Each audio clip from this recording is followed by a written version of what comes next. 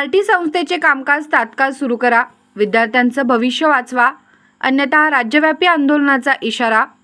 महा minority NGO फोरमची जिल्हाधिकाऱ्यांमार्फत शासनाकडे मागणी. अल्पसंख्याक समाजातील विद्यार्थ्यांना उच्च शिक्षण, स्पर्धा परीक्षा प्रशिक्षण, परदेशी शिक्षण, कौशल्य विकास, आर्थिक सहाय्य आणि शैक्षणिक संधीची समानता उपलब्ध करून देण्यासाठी स्थापन करण्यात आलेल्या महाराष्ट्र अल्पसंख्याक संशोधन व प्रशिक्षण संस्था म्हणजेच मार्टीचे कामकाज तात्काळ सुरू करावे, अशी मागणी महा मायनॉरिटी NGO फोरमच्या वतीने करण्यात आली आहे. याबाबतचे निवेदन जिल्हाधिकाऱ्यांना देण्यात आले असून जून 2026 अखेरपर्यंत सकारात्मक निर्णय न झाल्यास राज्यभर लोकशाही मार्गाने आंदोलन छेडण्यात येईल, असा इशारा फोरमचे अध्यक्ष झाकीर शिकलगार यांनी दिला आहे. निवेदनात म्हटलं आहे की शैक्षणिक वर्ष 2026-27 सुरू होत असतानाही मार्टी संस्थेचे प्रत्यक्ष कामकाज सुरू झाले नाही.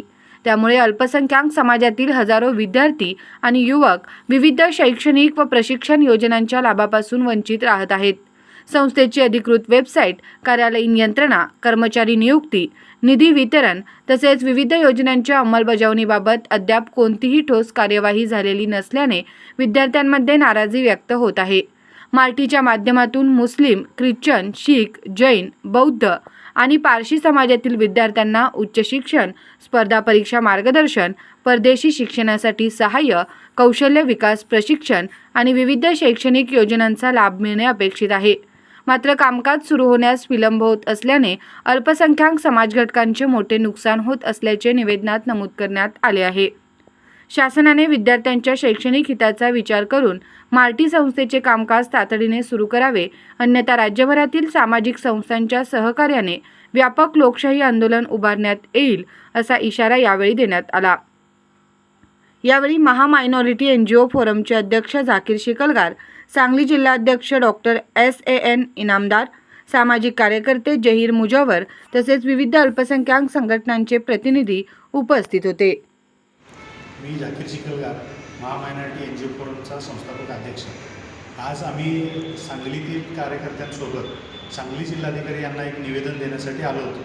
हे निवेदन महत्त्वाचं असं आहे की मार्टी नावची संस्था, MRT नावची संस्था अल्पसंख्याकांच्या विद्यार्थ्यांच्या सोयीसाठी स्थापन केली गेली, परंतु 2 वर्ष झाली या संस्थेकडून एकाही विद्यार्थ्याला कसलाही 1 रुपयाचा लाभ झालेला नाही आणि ही संस्था अजूनपर्यंत कार्यान्वित झालेली नाही.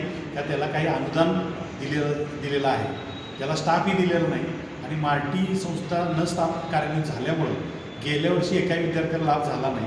किमान येत्या शैक्षणिक वर्षामध्ये लाभ मिळावा असं आम्ही सरकारला निवेदन करण्यासाठी आज जिल्हाधिकाऱ्यांच्या मार्फत उपमुख्यमंत्री आणि प्रशासनाला आम्ही निवेदन दिलेलं आहे.